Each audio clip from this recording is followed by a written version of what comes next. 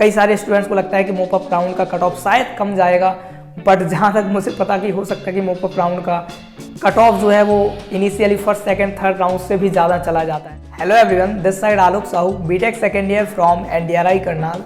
And जैसा कि तुम लोगों को पता होगा कि हमारे चैनल पर 4-5 दिन से वीडियो नहीं आई है। वो इसलिए नहीं आई थी क्योंकि मैं अभी कॉलेज से घर गया था, तो ऑब्वियसली हम घर पर वीडियो शूट नहीं कर सकते थे, तो जिसकी वजह से काफ़ी टाइम हो गया वीडियो नहीं आ रही थी। बट कोई बात नहीं, तुम लोगों को इन्फॉर्मेशन जितनी मुझे देनी होती है ऑब्वियसली तुम लोगों तक इन्फॉर्मेशन पहुंच जाती है। तो एंड फाइनली आज की वीडियो काफ़ी इंपॉर्टेंट होने वाली है उन स्टूडेंट्स के लिए जो इस बार आईसीआर की काउंसलिंग में पार्टिसिपेट कर रहे होंगे। तो मुझे पता है मैक्सिमम आईसीआर में वही स्टूडेंट्स आते हैं जो जेई और नीट की प्रिपरेशन कर रहे होते हैं, बट एक सेकेंड ऑप्शन के लिए वो आईसीआर का एग्ज़ाम देते हैं। एंड उसके बाद वो जब जेई में शायद कहीं अच्छा नहीं होता तो वो आईसीआर को एक ऑप्शन के रूप में चूज़ करते हैं। तो उनको आईसीआर के बारे में ऑब्वियसली कुछ भी नहीं पता होता है। मैंने कई सारे स्टूडेंट्स से कांटेक्ट किया एंड फाइनली मुझे रियलाइज़ हुआ कि वाकई में उन स्टूडेंट्स को आईसीआर के बारे में कुछ भी नहीं पता है। एंड वो पूछते हैं कि भैया आप ही बता दीजिए कि अब हमें क्या करना चाहिए, हमारे लिए क्या सही होगा। तो ऑब्वियसली सही बात है, कोई बात नहीं कि तुम लोगों को नहीं पता, मैं पूरी कोशिश करूँगा जितना ज़्यादा तुम लोगों को बता सकता हूँ। तो अगर तुम लोग काउंसलिंग में पार्टिसिपेट कर रहे हो तो ऑब्वियसली तुम लोगों को काउंसलिंग की प्रोसीजर क्या क्या है तुम लोगों को पता होना चाहिए। कई सारे डाउट्स तुम लोगों के आते हैं कि कौन सा कोर्स बेटर है, कौन सा कॉलेज बेटर है। मुझे पता है कि ये सारे डाउट्स तुम्हारे इजीली सॉल्व नहीं हो सकते कि तुम चाहो तो ये तुम्हें डाउट आ रहा हो और यूट्यूब पर खोल के कोई भी वीडियो देख लो एंड तुम्हारे डाउट सॉल्व हो जाए, पॉसिबल भी ही नहीं है। और तुम सोचो कि किसी से बार बार पूछ कर, या चाहो कि तुम इंस्टाग्राम पर पूछ रहे हो, टेलीग्राम पर पूछ रहे हो, या तो तुम्हें टाइम पर रिप्लाई नहीं मिल पाता या तुम्हारा शायद वो डाउट सॉल्व भी नहीं हो पाता। तो इनका उपाय क्या है वो भी हम डिस्कस कर रहे होंगे इस वीडियो में। तो फाइनली आज का मेन मुद्दा होने वाला है कि आखिर तुम्हें आईसीआर की काउंसलिंग शुरू से एंड तक क्या क्या होता है, क्या क्या प्रोसीजर तुम्हें अपनाने पड़ते हैं काउंसलिंग के टाइम पर, वो सारी चीज़ें हम डिस्कस कर रहे होंगे। तो सबसे पहले तुम लोगों को पता होगा कि तुम लोगों का एग्ज़ाम होता है आईसीआर का, उसके बाद तुम लोग रिजल्ट का वेट करते हो एंड एनटीए परसेंटाइल दे चुका है एंड अब तुम्हें इंतजार है रैंक का। एंड रैंक के बाद तुम्हारी रजिस्ट्रेशन प्रोसेस शुरू होगी। तो सबसे पहले तुम्हारी रैंक आएगी एंड रैंक के बाद तुम्हारा रजिस्ट्रेशन होगा, जो कि अभी शायद पोर्टल खुल चुका है। मैक्सिमम लोगों ने इस पर वीडियो बना दी है, तो तुम लोगों को इन्फॉर्मेशन मिल गई होगी कि तुम लोगों का पोर्टल खुला था। एंड एनटीए ने तुम लोगों को ईमेल भी भेजे थे कि तुम लोग अपना पासवर्ड चेंज कर लो एंड कुछ इन्फॉर्मेशन अगर तुम्हारे गलती से भी गलत हुई हो तो उसे तुम चेंज कर सकते थे। उसकी लास्ट डेट शायद 5 नवंबर थी एंड वो डेट ख़त्म हो गई है। तो जिन लोगों ने चेंज कर लिया होगा काफ़ी अच्छी बात है।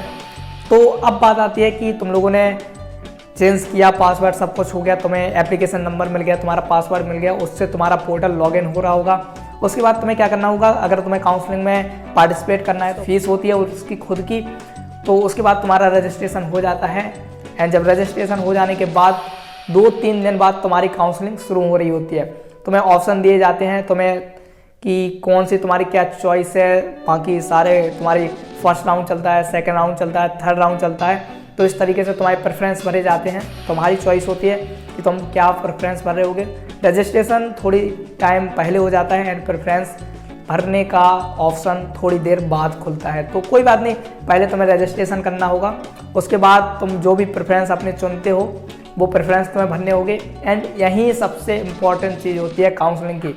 मैंने पुरानी वीडियो में भी कहा था कि काउंसलिंग इतना इम्पॉर्टेंट प्रोसीजर होता है, या कह सकते हैं कि वो तुम्हारा एग्ज़ाम से भी इम्पॉर्टेंट होता है। काउंसलिंग में कई बार ऐसा हमने देखा है, कई सारे स्टूडेंट्स के साथ हुआ है कि उनके बहुत अच्छे मार्क्स होते हैं बट उन्हें बहुत बेकार कॉलेज मिल जाता है। और ये हकीकत है क्योंकि उन्हें पता ही नहीं होता कि आखिर काउंसलिंग हमें कैसे करनी चाहिए, क्या प्रेफरेंस ऑर्डर रखना चाहिए, इतने रैंक पर हमें कौन सा बेटर से बेटर कॉलेज मिल सकता है, ये उसे पता नहीं होता। बट वो सोचता है कि काउंसलिंग खुद से कर लेगा एंड वो गलती कर बैठता है एंड उसका कोई उपाय नहीं होता। फिर उसे जो कॉलेज मिल जाता है उसे वो कॉलेज लेना ही पड़ता है, या तो फिर तुम उस कॉलेज को छोड़कर फिर से प्रिपरेशन करो, फिर से एग्ज़ाम दो, ये तुम्हारे पास आखिरी ऑप्शन बचता है। और दूसरा ऑप्शन ये बचता है कि तुम कॉलेज ले लो एंड चीज़ें ख़त्म करो, उसी के साथ तुम्हें सेटिस्फाई होना पड़ता है।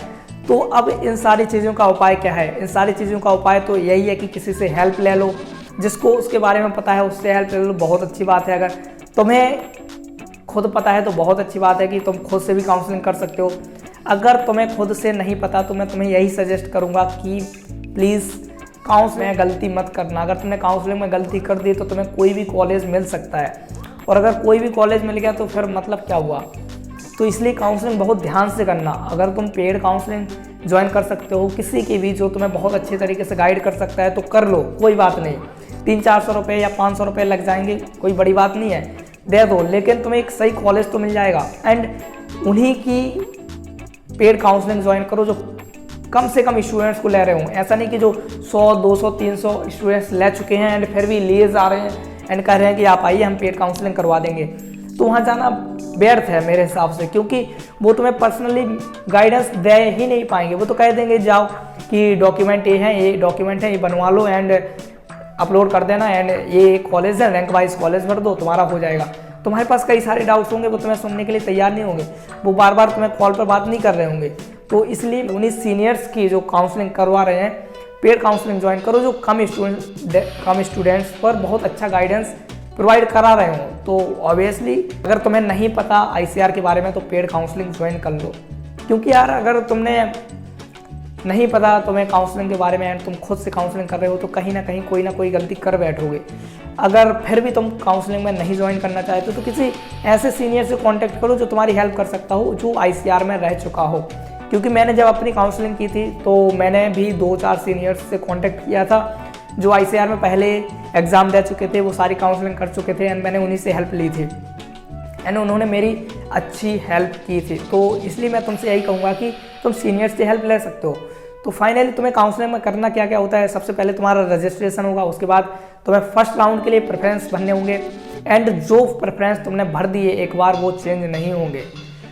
तो ये बहुत ध्यान देने वाली बात होती है कि एक बार जो तुमने प्रेफरेंस ऑर्डर लगा दिया एंड अगर तुम्हें मान लिया कि तुमने कोई प्रेफरेंस ऑर्डर भरे, 24 कॉलेज भर दिए एंड तुम्हें अगर पहला ही कॉलेज मिल गया तो ऑब्वियसली उसके बाद तो कोई चांस ही नहीं है कि तुम आगे पीछे कर सकते हो, तुम्हें वो कॉलेज एक्सेप्ट करना ही होगा। और अगर तुम्हें पहला कॉलेज नहीं मिलता, समथिंग कोई 10th नंबर का कॉलेज मिलता है तो तुम उसको अपग्रेड कर सकते हो। सेकेंड राउंड में हो सकता है कुछ अच्छा कॉलेज मिल जाए लेकिन उसके ऊपर ही वाले कॉलेज मिलेंगे, ऐसा नहीं कि तुम उनको ऊपर नीचे कर दो। ये तो पिछले साल ऐसा होता था कि तुम्हें चॉइस नहीं मिलती थी कि तुम ऊपर नीचे कर सकते हो। वैसे अभी तक तो ऐसी मिलती नहीं है, बट अगर NTA इस बार कर दे तो ऑब्वियसली हम तुम्हें इन्फॉर्म ज़रूर करेंगे कि ऐसे कुछ हो रहा है तो तुम लोग भी कर सकते हो। बट ज़्यादातर केसेस में ऐसा नहीं होता है, इसलिए ध्यान रखना कि जो भी तुम्हारा प्रेफरेंस ऑर्डर हो वो बहुत सही हो, क्योंकि तुम्हारा प्रेफरेंस ऑर्डर ही मैटर करता है कि तुम्हें कौन सा कॉलेज मिलेगा। एंड उसके बाद तुम्हारा फर्स्ट राउंड होगा। अगर फर्स्ट राउंड में तुम्हें कॉलेज पसंद आ गया तो उसको लॉक कर दो एंड उसके बाद अपने डॉक्यूमेंट वेरीफाई करवा लो एंड उसके बाद तुम्हारा अलॉटमेंट लेटर मिल जाएगा एंड सारी चीज़ें ख़त्म हो जाएंगी। अगर तुम्हें पसंद नहीं आया तो तुम अपग्रेड कर रहे होगे, उसको लॉक नहीं करोगे एंड अपग्रेड करने के साथ साथ तुमसे डॉक्यूमेंट्स तुमसे भी मांगे जाएंगे, शायद जहाँ तक मुझे पता है। कोई बात नहीं, मांगे जाएंगे तो तुम अपलोड कर देना, अगर नहीं मांगे गए तो कोई बात नहीं, अपग्रेड करो एंड छोड़ो। अपग्रेड किया, तुम्हें सेकंड काउंसलिंग में कोई दूसरा कॉलेज मिला, वो भी अगर तुम्हें पसंद नहीं आया और तुम्हें लगता है कि अपग्रेड करने पर शायद दूसरा कॉलेज मिल सकता है तो फिर से अपग्रेड कर दो एंड थर्ड राउंड में जो कॉलेज मिलेगा तुम्हें वो फाइनली तुम्हें लेना होगा। एंड थर्ड राउंड तुम्हारा काउंसलिंग का लास्ट राउंड होता है। उसके बाद मूव अप राउंड होता है, मतलब फिर से रजिस्ट्रेशन होंगे मूव अप राउंड के लिए एंड जो स्टूडेंट्स रजिस्ट्रेशन नहीं कर पाए थे उनके लिए मूव अप राउंड खुलता है। कई सारे स्टूडेंट्स को लगता है कि मूव अप राउंड का कट ऑफ शायद कम जाएगा, बट जहाँ तक मुझे पता कि हो सकता है कि मूव अप राउंड का कट ऑफ जो है वो initially first second third round से भी ज़्यादा चला जाता है, क्योंकि कई सारे स्टूडेंट्स ऐसे होते हैं जिनको लगता है कि उनके मार्क्स कम आ रहे हैं, बट उनके मार्क्स कम नहीं होते, उनके मार्क्स अच्छे होते हैं एंड वो रजिस्ट्रेशन नहीं करवाते। बट जब फर्स्ट सेकंड थर्ड राउंड में स्टूडेंट्स को कॉलेजेस मिलने लगते हैं तो उनको लगता है अरे मुझे तो मिल ही जाना था, तो वो फिर मूव अप राउंड में रजिस्ट्रेशन करते हैं उनको कॉलेज मिल जाते हैं। तो इस तरीके से तुम्हारी काउंसलिंग हो रही होती है कि मतलब फर्स्ट सेकंड थर्ड राउंड खत्म होने के बाद तुम्हारा मूव अप राउंड होगा। उसके बाद भी अगर किसी कॉलेज में सीट्स रह जाती हैं तो कॉलेज खुद के फिर अपने मूव अप राउंड करते हैं कि मतलब खुद की वैकेंसीज निकालते हैं एंड स्टूडेंट्स उनमें भी पार्टिसिपेट करते हैं। एंड ये सिर्फ कुछ ही कॉलेज करवाते हैं, जैसे कि NDRI ने भी पिछले साल करवाए थे एंड उस NDRI के खुद के मूव अप राउंड से 2-4 स्टूडेंट्स आए भी थे एंड उनका काफ़ी अच्छा स्कोर था। तो इसलिए मैं कह रहा हूँ कि जो मूव अप राउंड में सोच रहे हो कि काफ़ी कम कट ऑफ जाएगा, तो ऐसा होता नहीं है, बट हो भी सकता है, मतलब कुछ भी हो सकता है। ऐसा एक्यूरेट कोई नहीं कह सकता कि अच्छा इस राउंड का कट ऑफ इतना ही जाएगा या इस राउंड का कट ऑफ इतना ही जाएगा, या जैसे तुम लोग पूछते हो कि भैया इतने रैंक पर हमें कौन सा कॉलेज मिलेगा, ऐसा कोई भी प्रोडिक्शन कर पाना पॉसिबल नहीं है, बट अप्रॉक्स चीज़ें हम बता सकते हैं कि हाँ ऐसा हो सकता है, ऐसा हो सकता है। तो फाइनली इस तरह से तुम्हारी काउंसलिंग हो रही होती है। एंड मैं फिर से कह देता हूँ कि अगर तुम लोगों को काउंसलिंग के बारे में पता नहीं है तो प्लीज़ किसी से गाइडेंस लेकर ही काउंसलिंग करना। ऐसे नहीं कि खुद से जो मर्जी आए भर दिए। एंड हो सकता है तुम्हारा बहुत अच्छा स्कोर हो और तुम्हें लग रहा हो कि इस स्कोर पर क्या ही मिलेगा, बट हो सकता है तुम्हें बहुत अच्छी चीज़ मिल जाए। तो इस तरीके से चीज़ें वर्क करती हैं। ICR कुछ भी हो सकता। अगर तुम सोच रहे हो कि हमें इतने स्कोर पर कुछ नहीं मिलेगा, तो ऐसा कुछ भी नहीं है। अगर तुम्हारे पास SC ST कैटेगरी है तो बहुत अच्छी बात है, और PCM ग्रुप से हो तो फिर और भी अच्छी बात है कि मतलब तुम्हें कॉलेज मिल ही जाना, फिर चाहे 60-70 परसेंटाइल भी क्यों ना आई हो उसमें भी कॉलेज मिल जाते हैं। और अगर तुम्हारी ST कैटेगरी हो तो फिर 40-50 परसेंटाइल पर भी तुम्हें कॉलेज बहुत अच्छे मिल रहे होते हैं। तो इसलिए जो भी प्रेफरेंस ऑर्डर देखना, सबसे मेन है तुम्हारा प्रेफरेंस ऑर्डर कॉलेज का। इसलिए और हाँ, मैं फिर से बता देता हूँ कि जो ये रैंकिंग तुम लोगों को दी गई हैं ICR ने, उन रैंकिंग के हिसाब से कॉलेज मत भरना, क्योंकि उन रैंकिंग में बहुत अच्छे कॉलेजेस की भी बहुत बेकार रैंक दी गई है। आनंद गुजरात इतना अच्छा कॉलेज है, मतलब वो तो बहुत अच्छा कॉलेज अगर डेयरी टेक्नोलॉजी के हिसाब से देखा जाए तो, पर उसकी भी काफ़ी नीचे रैंक दे दी। तो रैंक के हिसाब से मत देखना, अपने हिसाब से भी देखना कि कॉलेज कौन सा बेटर है कौन सा नहीं। इसलिए मैं कहता हूँ कि तुम लोग कॉलेजेस के बारे में पता करो, ज़्यादा से ज़्यादा चीज़ें पता करोगे तो तुम्हें रियलाइज़ होगा कि रैंक शायद कहीं ना कहीं सही नहीं है, रैंक के अलावा भी चीज़ें वर्क करती हैं। तो इस तरीके से तुम लोग काउंसलिंग करोगे।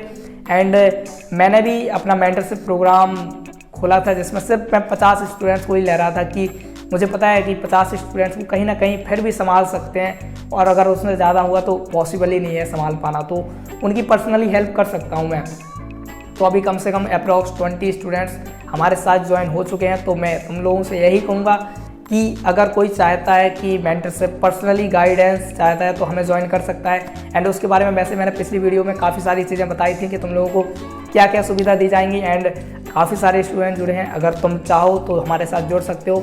नीचे मैंने गूगल फॉर्म दिया होगा, उसमें सारी इन्फॉर्मेशन दे रखी है, तुम लोगों को बस फिलअप करनी है चीज़ें। एंड पेमेंट का भी उसमें सब कुछ है, ऐसा कुछ नहीं। एंड मैं एश्योर के साथ कह सकता हूँ तुम लोगों को काफ़ी सही चीज़ प्रोवाइड करा दूंगा। एंड वैसे मैं उसमें क्या क्या प्रोवाइड करा रहा हूँ वो पीछे बात कर चुका हूँ मैं, तो इसमें फिर से वही बात नहीं करूँगा।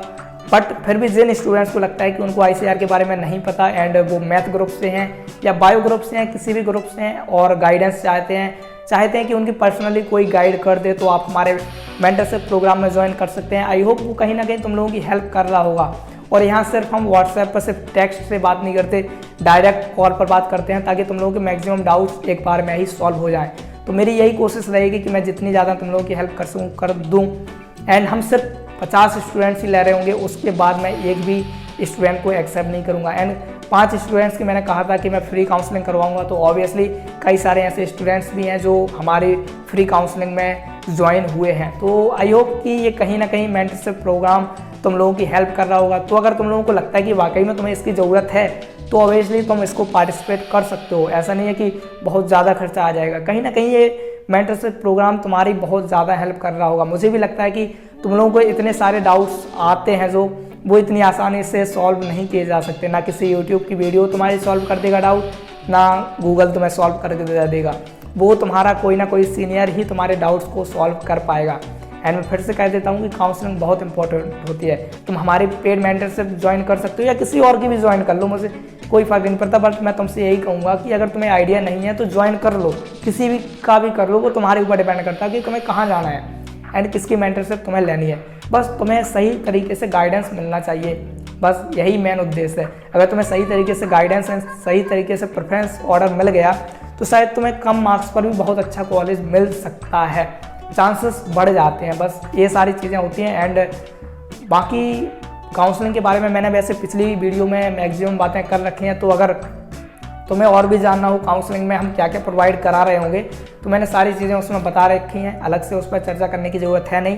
तो अगर आप इंटरेस्टेड हो तो ऑब्वियसली हमारे साथ ज्वाइन हो सकते हैं। एंड सीट्स अगर फिलअप हो गई तो ऑब्वियसली हम फिर आपको नहीं ले पाएंगे। तो जो भी चाहते हैं ज्वाइन होना हमारे साथ जुड़ सकते हैं। एंड दैट्स ऑल यार। बाकी अगर कोई डाउट रह रहा होगा तो ऑब्वियसली तुम लोग कमेंट कर देना, मेरी पूरी कोशिश होती है तुम लोगों की रिप्लाई देने की। ऑब्वियसली लेट हो सकता है रिप्लाई, बट रिप्लाई कर देता हूँ मैं। एंड हाँ, तुम लोग इंस्टाग्राम पर भी जुड़ सकते हो, टेलीग्राम पर भी जुड़ सकते हो। टेलीग्राम पर काफ़ी इंपॉर्टेंट है, इंस्टाग्राम पर जुड़ो या ना जुड़ो वो अलग बात है, बट टेलीग्राम पर जरूर जुड़ जाना, क्योंकि यहाँ काफ़ी सारी चीज़ें मैं शेयर करता रहता हूँ, तो वो भी तुम्हारी हेल्प कर देगा काउंसलिंग में थोड़ी बहुत। तो तुम टेलीग्राम पर जुड़ सकते हो, सारी लिंक तुम्हें डिस्क्रिप्शन में मिल जाएंगी, तो एक बार तुम डिस्क्रिप्शन चेक कर सकते हो, काफ़ी हेल्प हो जाएगी। एंड दैट्स ऑल यार, बाकी अगर कुछ रह जाता है तो हम उसे अगली वीडियो में डिस्कस कर रहे होंगे। तब तक के लिए चलते हैं, बाय।